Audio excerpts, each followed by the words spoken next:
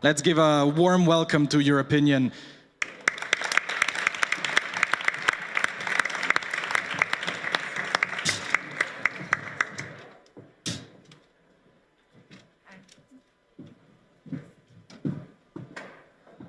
Well, good afternoon, everyone. My name is Kingston-Cox. I'm the founder and managing director of Europinion. Firstly, I'd like to thank the amazing organisers of EYE Berlin for the wonderful opportunity to tell the young people of Europe the important work that Europinion is doing to better our journalism to create a better European future. Europinion is an independent media platform founded in June 2023, whose primary focus is to facilitate and encourage open, honest political discussions, to move away from a journalism governed by misinformation, falsification, and extreme partisanship. We are honoured and privileged to have been able to attend EYE Berlin to engage with the future movers and shakers of our political society and spread our vital message to the young people of Europe. At Europinion, we believe a healthy society thrives on open, honest dialogue. It is important to listen to a variety of viewpoints to help formulate our own informed ideas with the hope to create a better life for all. Our mission is to encourage as many young people as possible to challenge themselves to read a wide variety of perspectives and to train up the next generation of good journalists reporting with integrity. When we listen to one another, we can create a better future, but together we can create a better Europe. I'd like to now hand over to our Editor-in-Chief, Cyrus Larcombe-Moore, who will talk more specifically on the work we conducted at EYE Berlin. Thank you.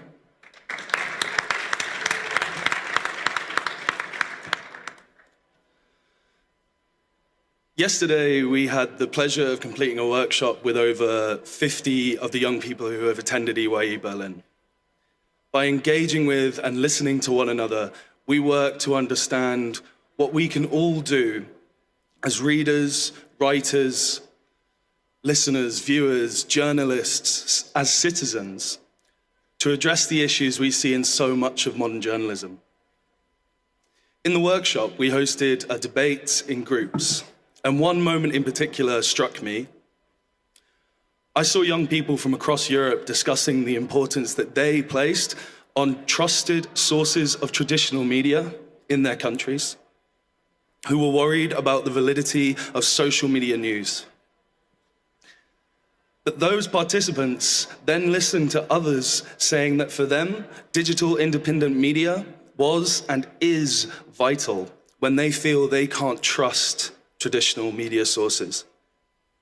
This kind of contextualized insight happens only when we really listen to one another, and is why Europinion exists. We want to break down the walls that divide us, to encourage healthy dialogue and to share people's stories with one another. After the debate, we guided the participants through the craft of writing headlines and lead lines. How do we avoid clickbait whilst writing engaging, inviting articles? The answer is truth. Many organizations will tell you to sell the story that gets you clicks, but everything we do must serve the story itself and serve truth. The headline, the lead line, every part of an article. Young people don't want misinformation. We want to learn, to engage, and to genuinely understand the world around us. And that is ultimately the mission of Europinion. So the Q&A will be fielded by our writer and podcast leader, Adelie Aubin, and our advisory director, Sam Crooks. Thank you.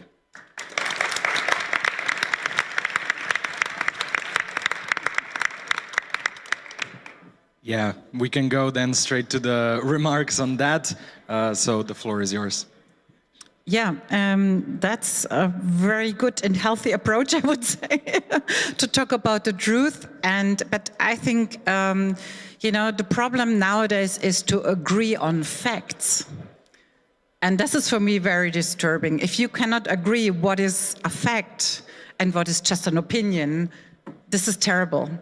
And I have to tell you, I'm really worried. I'm a Christian Democrat. We are conservatives. We are always lagging behind a little bit. But when I joined in 2019 the European Parliament, I knew, I have to communicate much more, because German public media does not, report a lot about what the European Parliament is doing, and even less what a single MP is doing. So they only talk about the EU, but nobody knows what the Parliament, Parliament's role in this is. So I decided to have my own channels, and I was, the last 5 years now, really committed to the truth and to information. First of all, information, because this is, I think, what we owe. We need, objective information, and then everybody should, build up its opinion. This is what I believe in, and I only recently supported, a mission by Deutsche Welle, a fact-checking mission. There are people who do fact checks, because there's so many fake news out there, and it's terrible for democracy. If we cannot agree what is a fact. But it's difficult, because what I have seen, I have informed on a neutral basis. But it's not that interesting, It's not that interesting if you report, what were the most important decisions in this plenary session and what was important to you and so on. I mean, and in addition, if you are too long, if you are, let's say, 2-3 minutes long, then nobody's watching that, because the concentration span is like, I'm told, 90 seconds, 60 seconds. No, in the first 3 seconds, people decide if they would watch this video until the very end. And I'm having now a very serious discussion with my party, with my team, with my young Christian Democrats. If we go on TikTok, no, we are not there, because it was not considered to be a channel, where you have a political, informed discussion. But if I talk to, students, and I ask them, if I go to school classes, I ask them, where do you inform yourselves? Everybody's on TikTok, so there's the dilemma. So I think I turn you fully into this, endeavor to get better, information, to get, better information environment. But it's so hard, and I think everybody has to play his or her role in that. And politics is a complex thing. It's really complex.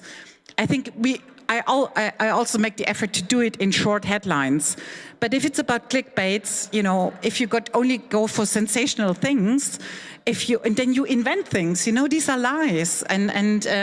So I'm so happy to hear what is your idea about making the truth more sexy, or I don't know how you can call it.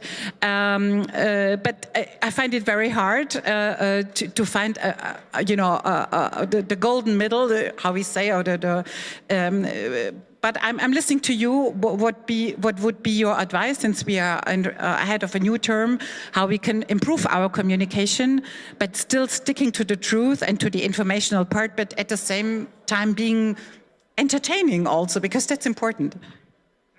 I think we can already direct a little bit into what also the audience was saying, and there's a lot of questions and points about the honest and good journalism in this sense, when it comes to the clickbait, to the sensationality, the drive of journalism to get the numbers, to get the readers, to get the viewers. So essentially this almost capitalist approach of, we should make the news that is read, not the news that is important, that informs.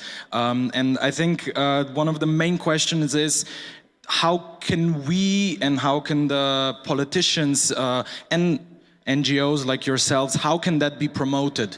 And not just in a sense of, how can we can sit here and say it should be like this, but how can that system change, that it is not driven by how many times an article has been opened, but actually news that changes perception towards more truth in the minds.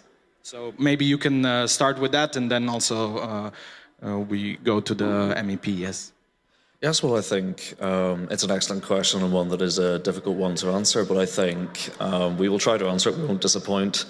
But definitely, I think with the rise of social media, the rise of 24-hour news cycles, information is more readily available from anywhere from any time previously in history, but also misinformation is more easily available than any time in history. And I think that increases the responsibility of us as European citizens, but also in the journalistic field to prioritise the facts, even simple things like presenting the facts and trying to make people aware of what is going on. And it is definitely something that carries a lot of responsibility, and I think it is about that taking of responsibility and the courage to tell the truth, and yes, to present that in a way that will get people to read, you know, your article or your version of the truth, but it is really a presentation of facts that is more important than that responsibility. Yeah, and just to kind of pick up on that, the topic of our workshop yesterday was the effect of social media on the information, and especially amongst young people. And one of the people from my group brought up, you know, the saturation of media and the risk of radicalization and all of these things. And in politics, I think that it's even more important. And what we all agreed on was that it's, you know, stimulating curiosity amongst young people. And, you know, you were mentioning, like, in Germany, there was not a lot of news reporting about MEPs and stuff like that. So it's important to stimulate curiosity amongst young people to be like, okay, this is what a typical day looks like. This is what we do. This is what matters. And this is what you should be paying attention to. And it also comes both from young people to kind of like strive all of these skills of, you know, knowing what are the facts and building the critical thinking skills that are so important in informing yourself today. Yeah, maybe I will come up with money again, you know, because good journalists should earn money. And let's be honest, we are very used to have free information all over the place. So who's ready to pay for a subscription? Who's ready? I am also, but I think we should really think about it, because we cannot, you know, ask for good journalism and not pay for it. So this, and also for young people to go into journalism and invest there, if everybody wants to have everything for free. So we should think about that and evaluate good journalism. Good journalism has a price. And I'm ready to, you know, learn what are young journalists, you know, rising journalists who maybe have a new platform which should be supported. I would be ready to also support it with money, because it's also about that, I think. Yeah, so I think the term good journalism is coming up quite a bit, which I feel is quite difficult to pinpoint. And what I'm reading here is as well that some people raise whether it's actually possible to draw this distinction between freedom of speech and hate speech / fake news. So someone in this audience also made a, I think, fairly pragmatic suggestion.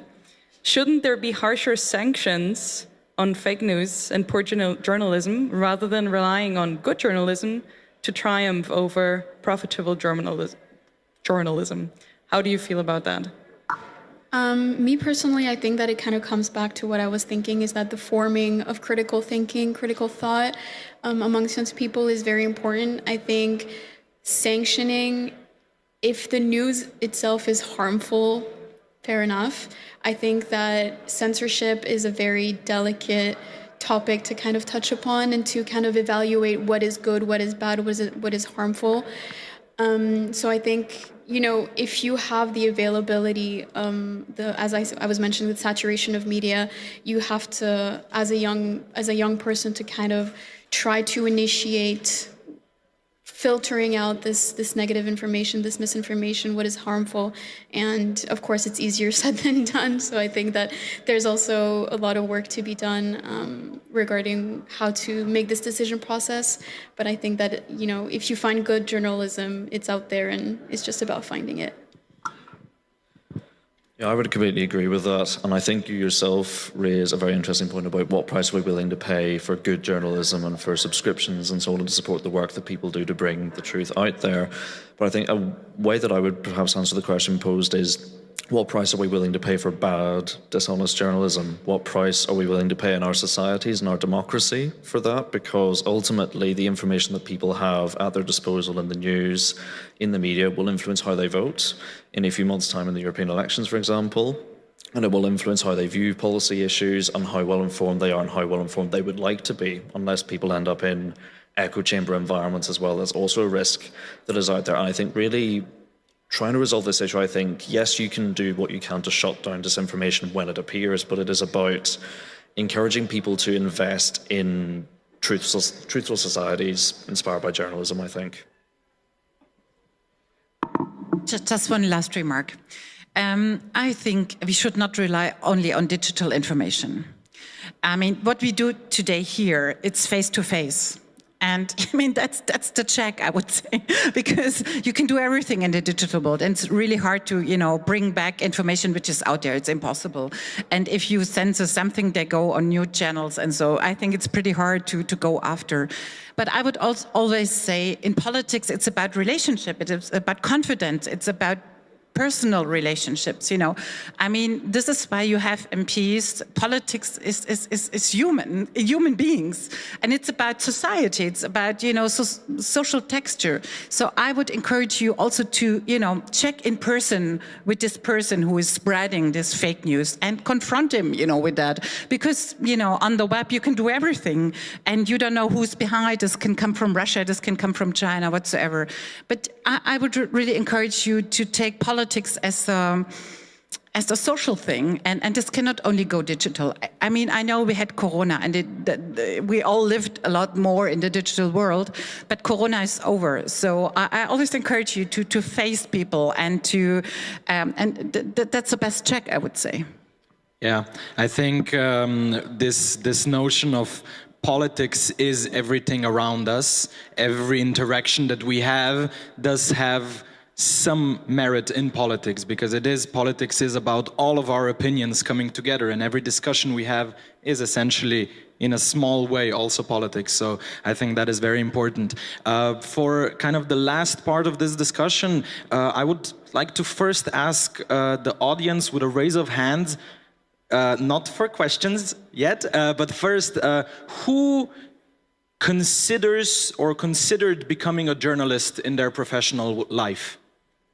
To just raise your hands also.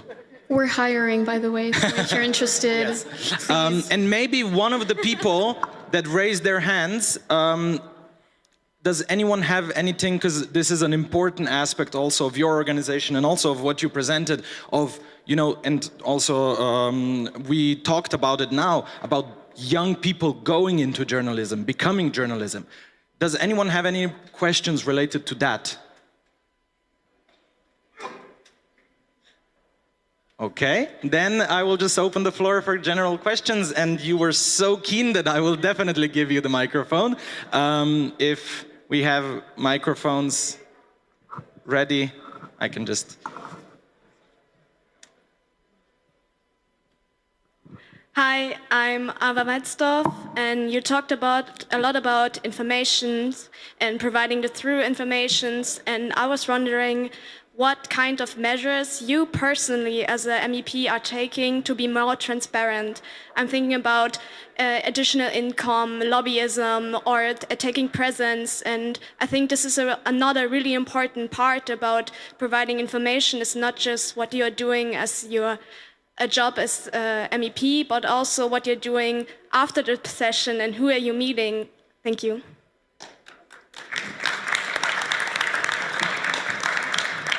Yeah, that's a very good aspect. And what I introduced and what was copied by many of my colleagues, every Monday I bring up on Instagram, I'm telling that's my week.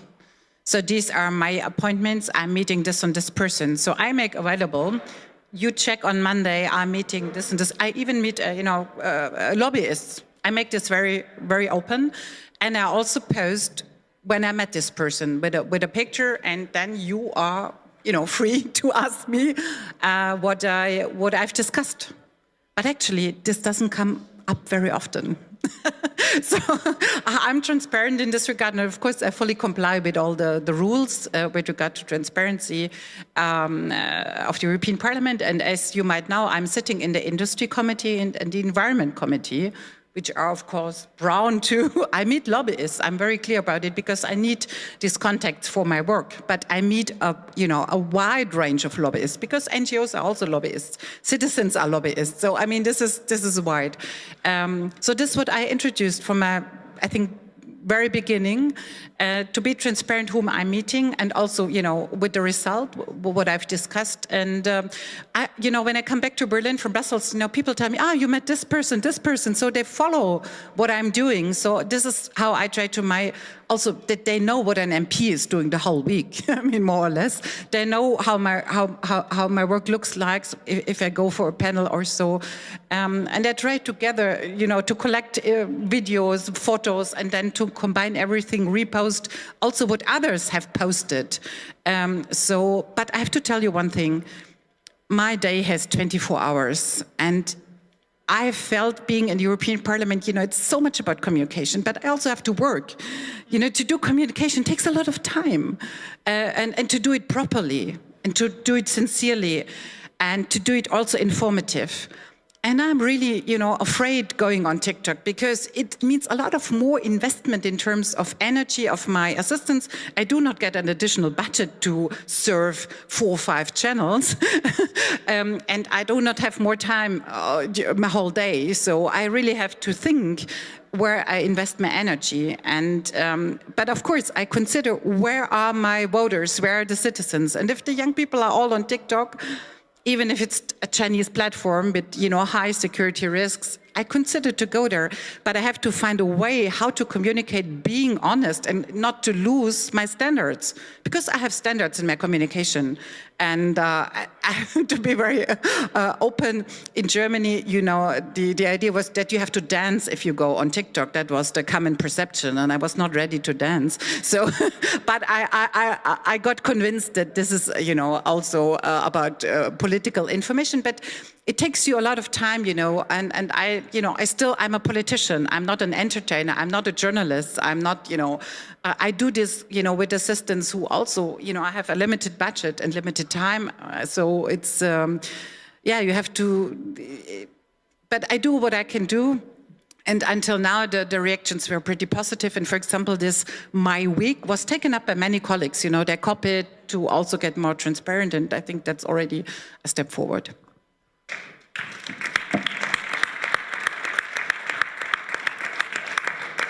For those of you that do want to dance, we have a Euro concert happening later tonight. But in the vein of transparency, I would like to ask the final question, which has been brought up actually 3 times already now on the Menti, and give it especially to both of you and ask you to answer this question, also give us your final remarks for today. But someone said journalists should be non-partisan, and someone else said, how can journalists be good if it is all partisan? I think partisanship is a big question. Neutrality, and of course, intuitively, I ask myself whether such a thing is even possible, or even something that we should aspire towards. Or is that something to be transparent about one's own biases? How do you feel about that and your opinion?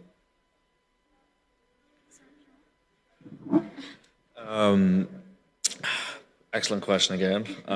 I think, a good way of looking at this is changing the word neutrality with objectivity. I think, journalists are human beings, believe it or not. They are human beings that wake up, they do their day, they go to sleep, and everyone is a product of their own experiences, and that would then inform the work of a journalist and how they approach issues, their area of expertise. And really, I think you can definitely be objective, regardless of your position. If you are honest, you act with integrity in the media, and you take the facts seriously, you will have your own personal story that you indirectly tell through your journalism. But I think fundamentally, you can be objective, you can be neutral indeed, and you can make it good, you can make it interesting and compelling. But I think it has to be honest, it has to be done with integrity, and it has to be done with the facts.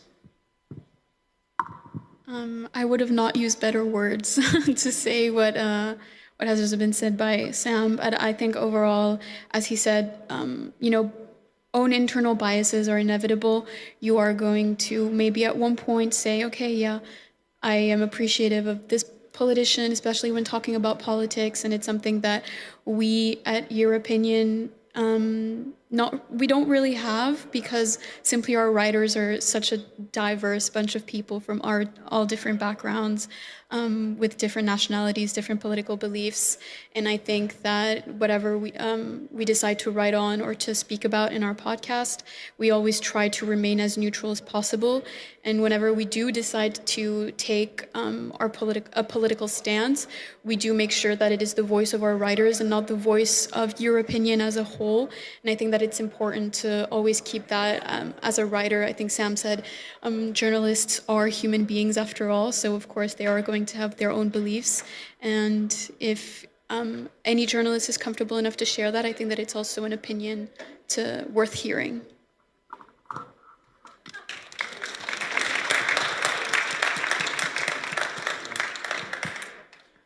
Yes, thank you for a very interesting discussion. I think it's very valuable to think about these things, and it is your work throughout this event and in general is really something that we can call innovative Europe. And in this sense, we're so happy that you were able to present us with such a great example of that.